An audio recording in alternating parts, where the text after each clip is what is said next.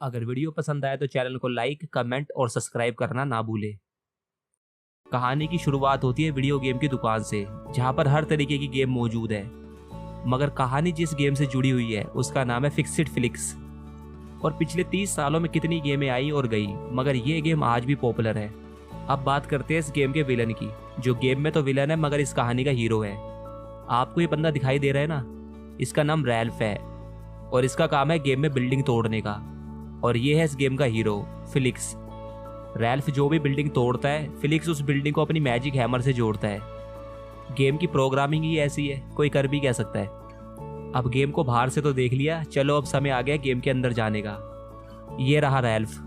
जब गेम को बंद किया जाता है तब गेम के सारे कैरेक्टर कुछ भी कर सकते हैं। बेचारा रैल्फ, गेम के अंदर भी उसका बुरा हाल है। उसके गेम के कैरेक्टर उससे बात ही नहीं करते, सबके सब फिलिक्स को चाहते हैं।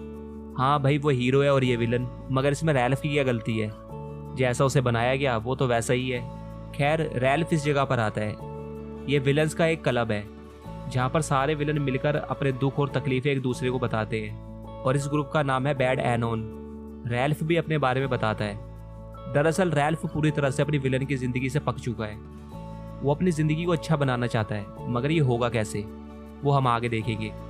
इस मीटिंग के खत्म होने के बाद सबके सब वापस अपनी गेम में जाने लगते हैं। ये इस गाड़ी में बैठते हैं जो इन्हें गेम सेंट्रल स्टेशन लेकर जाएगी। और पता है ये गेम सेंट्रल किसे कहते हैं? इस पावर स्ट्रिप को। ये बाहर से तो एक नॉर्मल इलेक्ट्रिक बोर्ड की तरह ही है, मगर अंदर से ये ऐसा दिखता है। इसी स्टेशन से ही अपनी अपनी गेम्स में और दूसरों की गेम्स में आ जा सकते हैं। रैल्फ वापस अपनी गेम में आता है और देखते हैं कि गेम के 30 साल पूरे होने की खुशी में पार्टी रखी गई है, मगर रैल्फ को नहीं बुलाया गया। रैल्फ पार्टी में आता है। जितने भी गेम के कैरेक्टर यहाँ पर मौजूद हैं वो रैल्फ का पार्टी में आना बिल्कुल भी पसंद नहीं करते। ये सब फिलिक्स को मेडल देना चाहते हैं और उसके अच्छे काम की रिस्पेक्ट करना चाहते हैं, मगर रैल्फ चाहता है कि मेडल उसे मिले, क्योंकि इस गेम में उसका भी उतना योगदान है जितना कि फिलिक्स का है। मगर सब उसको बुरा ही मानते हैं। ये रैल्फ को ना मेडल देना चाहते हैं और ना ही इज्जत।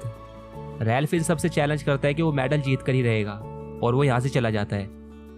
यहाँ उसे एक दूसरी गेम का कैरेक्टर मिलता है जो कि हीरो है, और जब ये मिशन पूरा कर लेते हैं तो इन्हें मेडल भी मिलता है।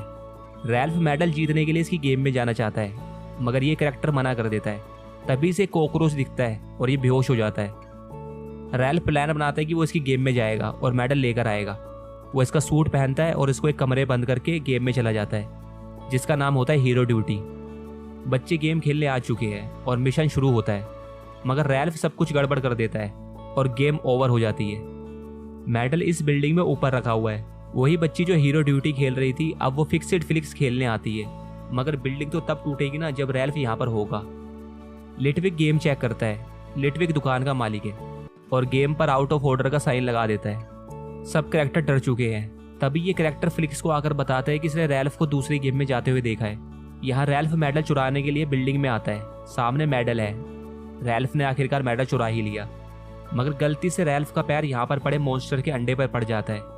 उसमें से मॉन्स्टर बाहर आता है और रैल्फ पर हमला कर देता है।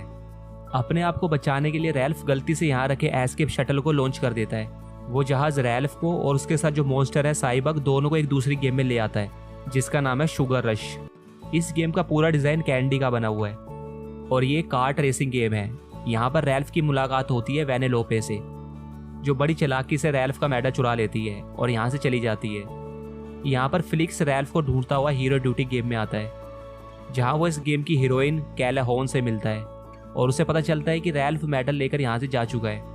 कैलहोन और फिलिक्स स्टेशन पर आते हैं और उन्हें पता चलता है कि रैल्फ शुगर रश में है, मगर प्रॉब्लम यह है कि उसके साथ साइबग भी है, जो एक वायरस है। अगर उस वायरस को रोका नहीं गया तो वो पहले शुगर रश को खराब कर देगा और उसके बाद इस गेम की दुनिया को। कैलहोन और फिलिक्स दोनों शुगर रश के अंदर आते हैं। चलो तब तक ये देखते हैं कि वेनेलोपे ने मेडल क्यों चुराया था। अच्छा, तो ये बात है। दरअसल रेसिंग में हिस्सा लेने के लिए एक सोने के सिक्के की जरूरत होती है और वेनेलोपे ने ये सिक्का इसीलिए चुराया था। ये इस सिक्के को इस कप में डाल देती है, मगर सब वेनेलोपे से डरते हैं क्योंकि ये ग्लिच है, यानी कि अटकू। इसको डिटेल में बाद में समझेंगे। सिक्योरिटी उसे पकड़ने के लिए दौड़ती है। तभी कैंडी से नहाया हुआ रैल्फ भी यहाँ पर आ जाता है। चारों तरफ भगदड़ मच जाती है, जिसके कारण रेस कैंसिल हो जाती है। अब रेस कल होगी।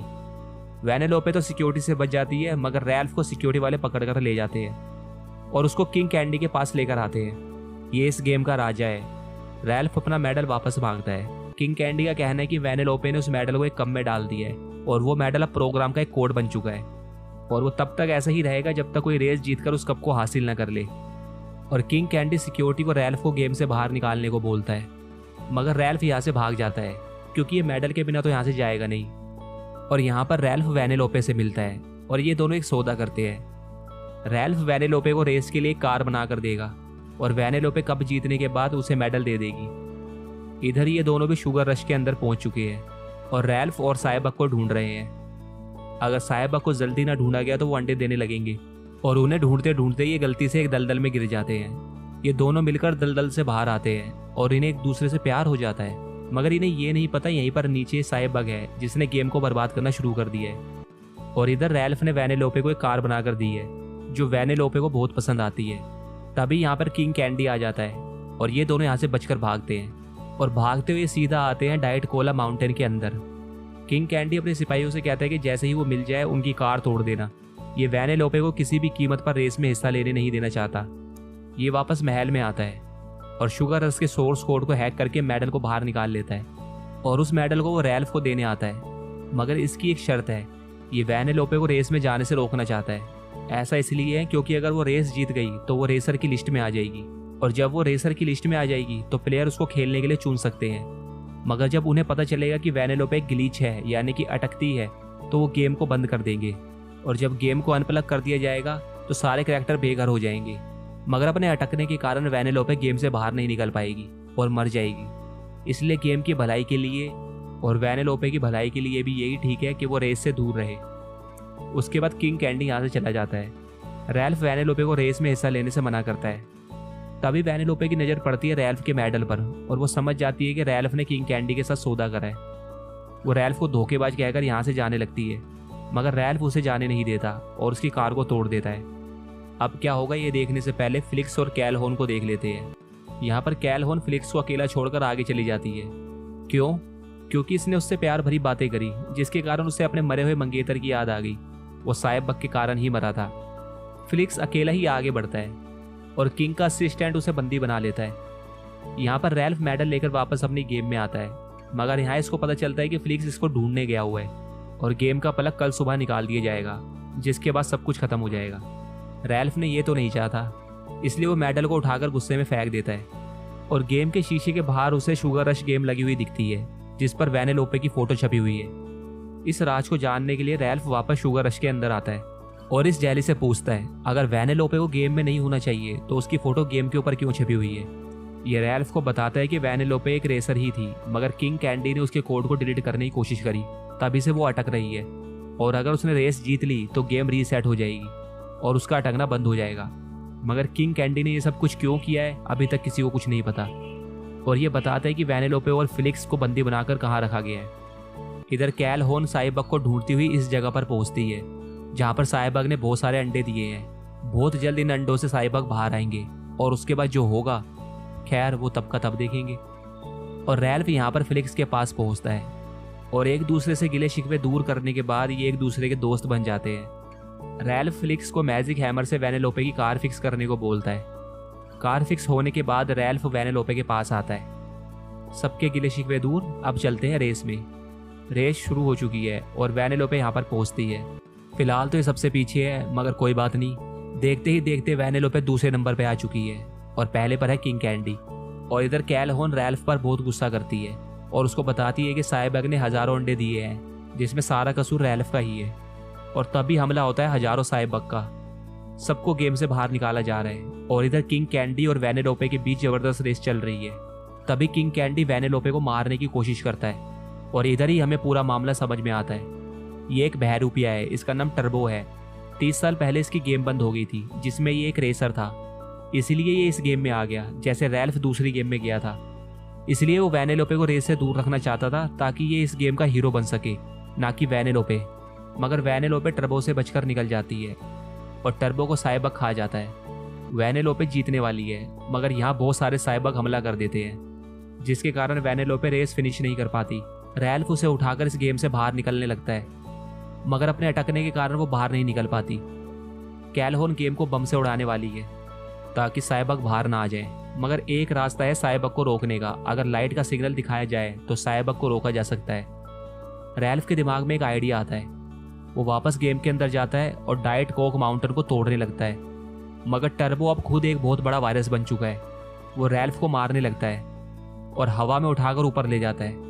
रैल्फ अपनी जान की परवाह किए बिना ऊपर से नीचे कूद जाता है और माउंटेन को तोड़ देता है। माउंटेन बुरी तरह से टूटने लगा है। रैल्फ यहाँ पर मर भी सकता था, मगर वैनेलोपे उसकी जान बचाने के लिए अपनी कार यहाँ पर लेकर आ जाती है और रैल्फ को बचा लेती है। इस डाइट कोक माउंटेन से बहुत बड़ी लाइट निकलती है, जिसे देखकर सारे के सारे साइबक उसके अंदर चले जाते हैं और उनका अंत होता है। और इधर ये दोनों भी एक दूसरे के हो गए हैं। इसके बाद वैनेलोपे अपनी रेस कंप्लीट करती है और गेम रीसेट हो जाती है। और गेम रीसेट होने के बाद हमें यह पता चलता है कि वैनेलोपे इस गेम की राजकुमारी थी। अब समझ में आया टर्बो ने वैनेलोपे का कोड क्यों मिटाना चाहा था। रैल्फ वैनेलोपे से मिलने के बाद यहाँ से चला जाता है। गेम दोबारा से चालू हो गई है। अब सब रैल्फ को प्यार करने लगे हैं। रैल्फ यही तो हमेशा से चाहता था। और कैलहोन और फ्लिक्स ने भी शादी कर ली है। शादी में बेस्ट मैन था रैल्फ। और शुगर रश में बच्चे वैनेलोपा को ही हमेशा चुनते हैं, उन्हें वो बहुत पसंद है। यानी कि सब कुछ ठीक हो चुका है। तो बस फिर यहीं पर होती है इस फिल्म की हैप्पी एंडिंग। अगर वीडियो पसंद आई हो तो चैनल को सब्सक्राइब करना ना भूलें। Thank you.